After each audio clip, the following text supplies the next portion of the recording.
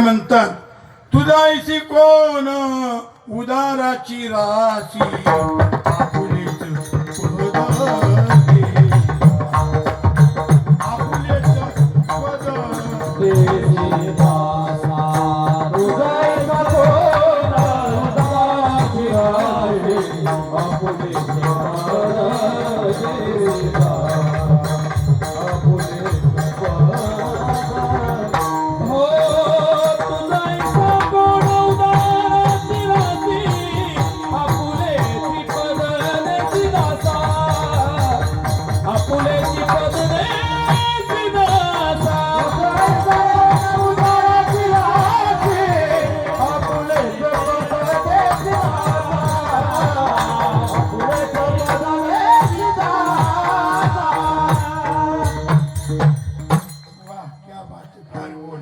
महाराज आता गरम झाले तुम्ही फार मजेदार, फार मजेदार, समाधान आनंद वाटतो मला, खूप मजेदार. ऐका मग भगवान इतका उदार आहे, आपलं पद आपल्या दासाला देतो. कसं थोडस 1-1.5 मिनिटात डोळ्यापुढे आनंद देतोय. काय झालं, दिपवाळीचा सण आला, आणि दिपवाळीचा सण आला गोनाई नामाला म्हणतात नामदेवरायला. नामदेवरायची आईच कोण, गोनाई. मग ती नामदेवरायला म्हणतात नामा जा मंदिरात आणि भगवंताला म्हणावं माझी आईने पक्वान्न केले, तुम्हाला घरी बोलले पक्वान्न खाण्याकरता. नामदेवरायचं जणू काही खेळणं झालं होतं. हा जनाबाईंनी वर्णन केलेले फार गोड. सण दिवाळीचा आला, सण दिवाळीचा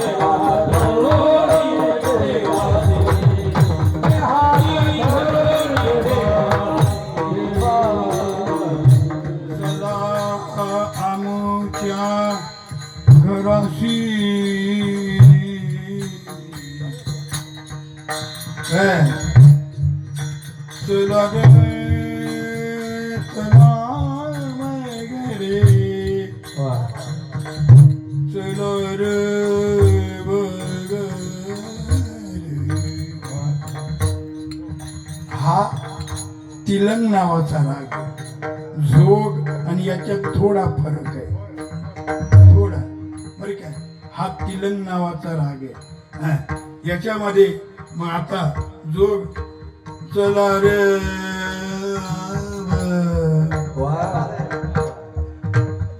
याच्यात हा आता जोग थोडासा मिस्टर केला याच्यात. पण जाऊ द्या, लोकांना हे काही जमत नाही. चला आमच्या घराची हात धरोनी, हात धरोनी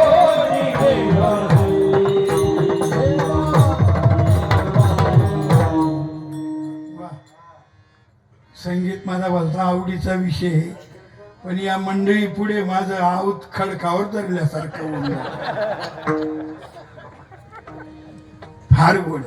आणि मला एक सवय आहे, मी आमच्या भगवान महाराजांना घाबरून भिवून खरं पेटी घेत नाही माझ्याजवळ, नाही तर मी जवळजवळ पेटी माझ्याजवळ ठेवतो. मग आपल्याला जसं फिरायचं असेल तसं फिरता येतं. म्हणून संगीताचा आनंद लुट. आणि संगीत ज्याला समजतं, आता इकडे सर्व स्वामींचा आशीर्वाद आहे, बंकट स्वामींचा बरं का. आणि नंतर भगवान बाबा भीमसिंग बाबा हे संत महात्मे होऊन गेलेत. संगीत प्रेमी, संगीत रसिक सर्व समाज आहे. इकडं तसं सांगायची गरज नाही, पण तरी सुद्धा मला अनुभव येतोय, ज्याला संगीत समजतं त्याला बरं वाटतं. आता संगीत रसिक प्रेमी असतील ते म्हणत असतील, यांनी म्हणत राहायला पाहिजे, पण ज्यांना समजत नसेल त्याला असं वाटत असेल नाल्यामध्ये ओढून घेऊन जाईल.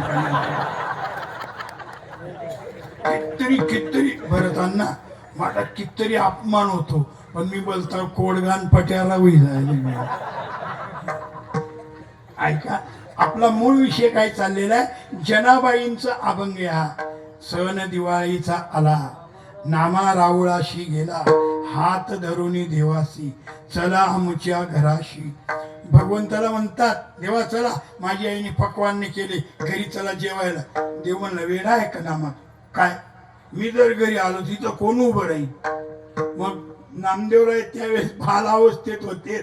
नामदेवराय म्हणतात मी उभा राहिलो तर चालणार नाही का. देव म्हणले तुला बी लागूच लागली का उभं राहायची.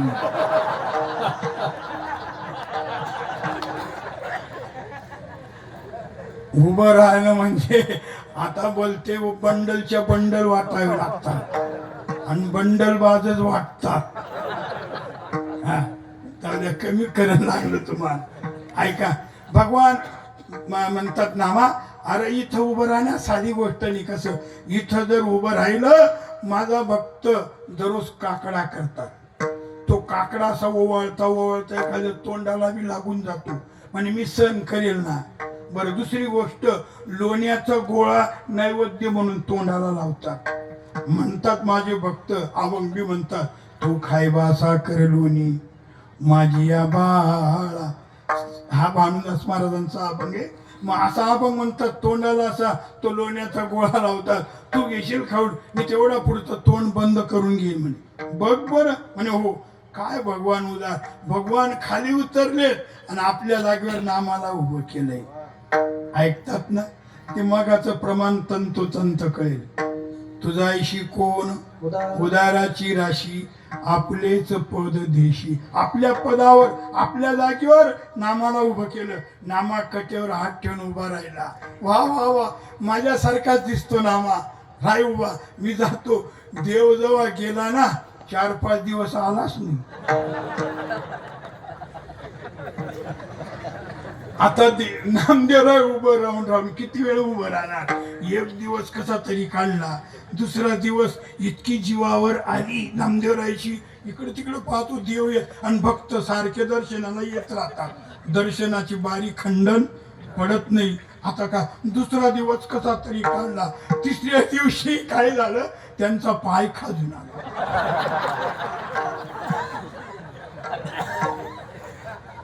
भक्तांची बारीच खंडन पडत नाही. आता तरी कसं करा, पण थोडी बारी कशा तरी खंडन झाली. इकडे तिकडे बघून घेतलं, पाय खालून पुन्हा तसं पुन्हा हात पण उभे राहील. तिसरा दिवस कसा तरी काढला, तरी देव येत नाही. चौथ्या दिवशी भाऊनी प्रतिज्ञाच केली ना, जर आज भगवान आले तर ठीक, नाही तर नाम्या लोणी बपकाळाशिवाय राहणार नाही. तुम्हाला समजलं नाही ना आमची भाषा, आमचा शब्द हा नामा लोणी खाल्ल्याशिवाय राहणार नाही. मी माझी खानदेशी भाषेचा शब्द वापरला म्हणता.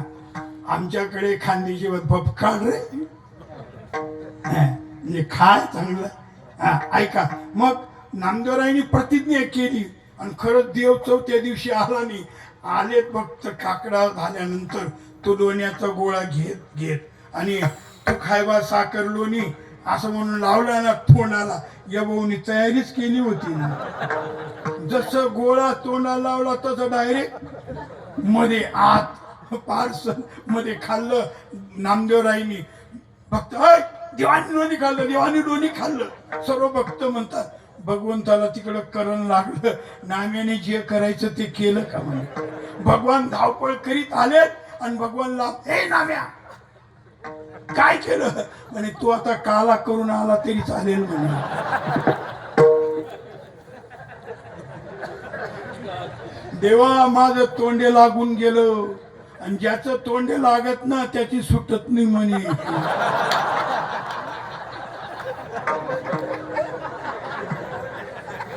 काय भाग्यवान, काय कळतं बघा. ऐका जरा. शेवटी मला पुढे जास्त विस्ताराने सांगायचं नाही. म्हणजे भगवान किती उदार आहे. आपलं पद आपल्या दासाला देतो. हा एक वरचा अर्थ आहे. आणि आपलं पद म्हणजे भगवान आपल्या दासाला अविनाशी बी हे पद अविनाशी करी आपुलिया असं पद हे ऐकाय. मग भगवान उदारे, राजे महाराजे उदारे, मेघ उदारे, चंद्र उदारे, सूर्य उदारे. पण ऐका आता ज्ञानोबारे म्हणतात हे उदार आहे. मेघ उदार परी ओसरे म्हणून उपमेशीन पुरे